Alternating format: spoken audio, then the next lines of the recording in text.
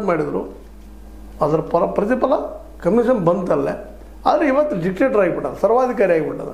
ಅವರ ಸಂಬಂಧಿಕರು ಇವತ್ತು ದಿವಸ ಅಧಿಕಾರ ಹಿಡ್ಕೊಂಡು ಹೊರಟಿದ್ದಾರೆ. ಆದ್ರೆ ಒಂದು ಸಮಾಧಾನ ಏನಪ್ಪ ಅಂತಂದ್ರೆ, ಅವರು ರಾಜಕೀಯ ವಿಚಾರದಲ್ಲೇ ಗಾಂಧೀಜಿಯವರು ಫಾಲೋ ಮಾಡಲಿಲ್ಲ, ಆದರೆ ಆರ್ಥಿಕ ವ್ಯವಸ್ಥೆಯಲ್ಲಿ ಗಾಂಧೀಜಿಯವರು ಫಾಲೋ ಮಾಡಿದರು.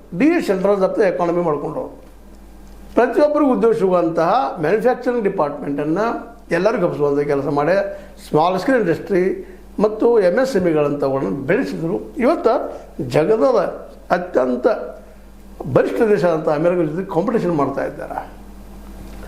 ರಾಜಕೀಯದಲ್ಲಿ ಅವ್ರ ಸಿದ್ಧಾಂತದ ನಮ್ಮ ಎದುರಾಳಿ ಸರ್ವಾಧಿಕಾರಿ ಆದರೂ ಮಾಡಿ ಹಣ ಮಾಡ್ತಾ ಇದ್ದಾರೆ. ಆದರೆ ಆರ್ಥಿಕವಾಗಿ ಸಮಾನ ತಂದುಬಿಟ್ಟಿದ್ದಾರೆ.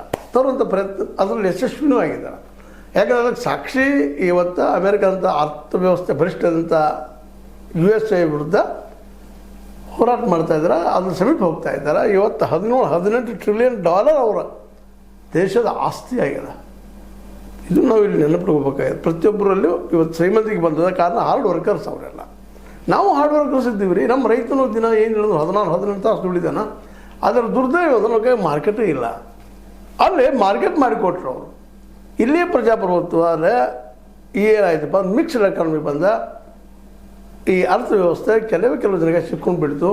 ಆದ್ರೆ ಈ ಚೀನಾದಲ್ಲೇ ಅದು ರಾಜಕೀಯ ಒಬ್ಬರ ಕೈಯಲ್ಲಿ ಹೋಯ್ತದು ಕಮ್ಯುನಿಸ್ಟ್ ಪಾರ್ಟಿಯಲ್ಲಿ. ಆದರೆ ಎಲ್ಲರಿಗೂ ಉದ್ಯೋಗ ಕೊಡಿಸುವಂಥ ಕೆಲಸ ಮಾಡಿ ತಮ್ಮ ವಿರೋಧಿ ಹುಟ್ಟದಾಗ ಮಾಡ್ಕೊಂಡಿದ್ದು ಅಲ್ಲಿ ಒಂದು ಸ್ಪಷ್ಟ ಚಿತ್ರಣ ನಮ್ಮ ಕಣ್ಮುಂದೆ ಕಾಣ್ತಾ ಇದೆ ಇವತ್ತು.